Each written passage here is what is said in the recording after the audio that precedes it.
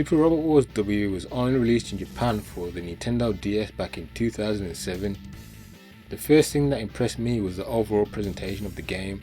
The UI, menu systems, everything is clear and looks good. It's almost got that 16-bit era level of presentation, almost like what you would see in a 16-bit Konami game. The game just has a natural flow to it, even in graphic terms. As much as I praise the GBA for pulling off a game like Super Robot Wars J, you can definitely feel the GBA is struggling to pull off what it's doing. The DS doesn't have this problem at all though, it runs like butter. They even touched up some of the sprites from that game, and the battle animations are incredible. Honestly, it puts some of the modern day games to shame. Limitations of the DS did not stop the devs from being creative, and oh boy did they get wild with the animations, especially some of the dynamic kill ones. These are added animations that you only see when you land the final blow on the enemy. We are talking stuff like you being punched into another dimension, which is just some of the insane stuff you're going to be seeing. I like that Super Robot Wars W respects your time. What do I mean? Well, it knows it's a handheld game, so the battles meet those requirements. Battles last between 30 to 40 minutes, depending on how many animations you watch. That's a nice sweet spot compared to other Super Robot Wars games, especially Super Robot Wars J, where battles can easily go for over an hour. This makes getting through the game a real slug, and I feel this can put players off, especially newer ones. Super Robot Wars W long battles only come in a few of the mid to late game missions, where scenarios become grander, so of course they will be longer. This game knows how to do finales. We are talking build up to big epic showdowns. These are battles that will live on in your memory for a long time. I've not played every single Super Robot Wars game, but out of the ones I have played, the way they handled the storytelling mixing it with the actual gameplay was amazing. A good example of this was the final showdown between Technoman Blade and his brother Evil, and the many Go Geiger battles. I mean, it helps if you're a fan of the shows, but it's still one of the best ways I've seen Super Robot Wars handle these end of season scenarios. I like how the game throws you into different scenarios, like one mission where you have to attack two enemies at the same time to break their barrier, plus you're teaming up with an enemy to do it, so you get to control a bad guy for one mission. It's a game that keeps missions interesting as you go along in terms of story and how you have to execute the mission. I like the multi-combo system. You can actually target individuals, so they don't have to be all in a straight line. They can be adjacent to each other, just as long as they are next to each other along the way. This makes the system better than it was in J, and it's great for units like Blade.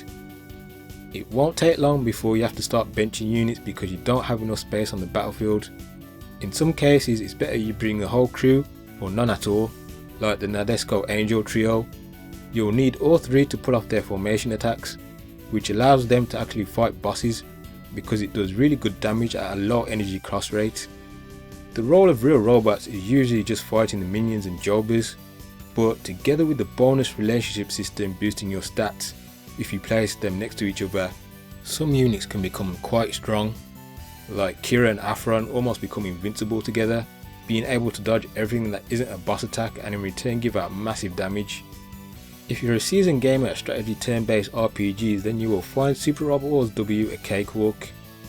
However, that is what makes it a great game for people new to the series to get into. Regardless of your skill level in such games, it remains fun to play. Now, I say this game is on the easy side, but there are moments when the game's difficulty will spike. I remember early on fighting Garen from Full Metal Panic. This guy wiped out 4 of my units. I hate even losing just 1, never mind 4. He buffs at every turn and has the most devastating attacks and high defense. He is a monster. I pretty much ran out of SP, aka spells, and just about beat him with the last big attack. This game has a unique roster. While it's missing some of my favourites from J, there are still a good amount of interesting shows used in this game.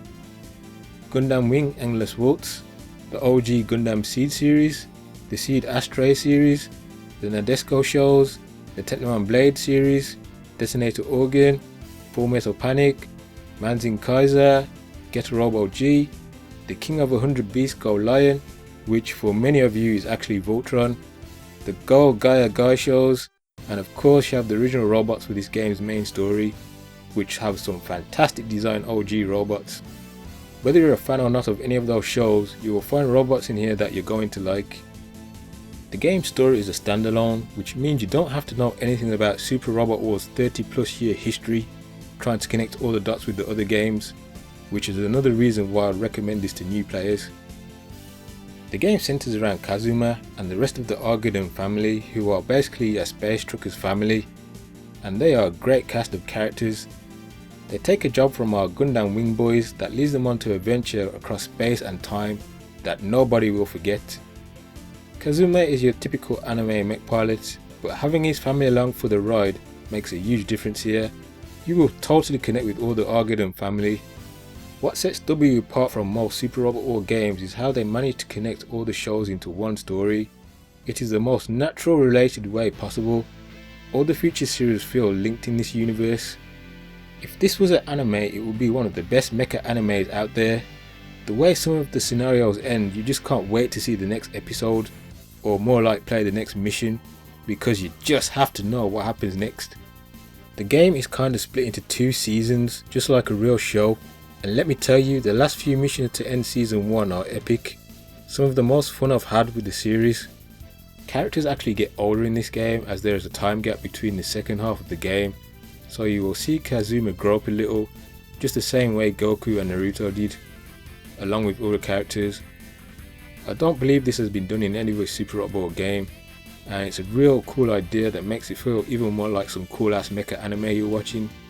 It always gives you just the right amount of action and new units at the right moment, along with new special moves. I very much appreciate how early we get Shingeta in this game.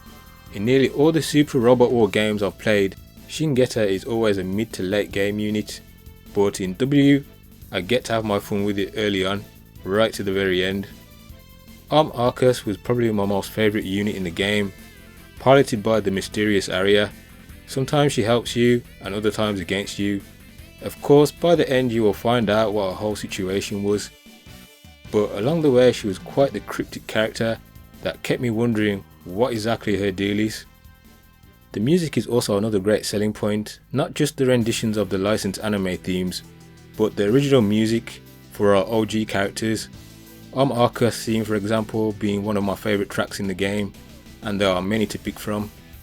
If you watch my review of Super Robot Wars J, you will know how much I love that game, but I have to say that W blows it out of the water.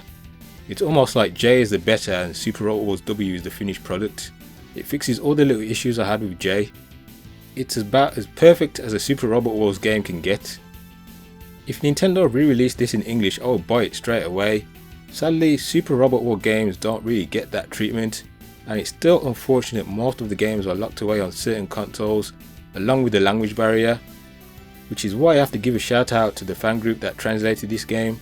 Fans that do it so other fans can enjoy the game. These guys are real heroes and deserve a ton of respect. If I was trying to get someone into the Super Robot Wars series, this is the #1 game I would pick. It embodies everything that is great about the series and why fans love it so much. As always, thanks for watching and catch you next time.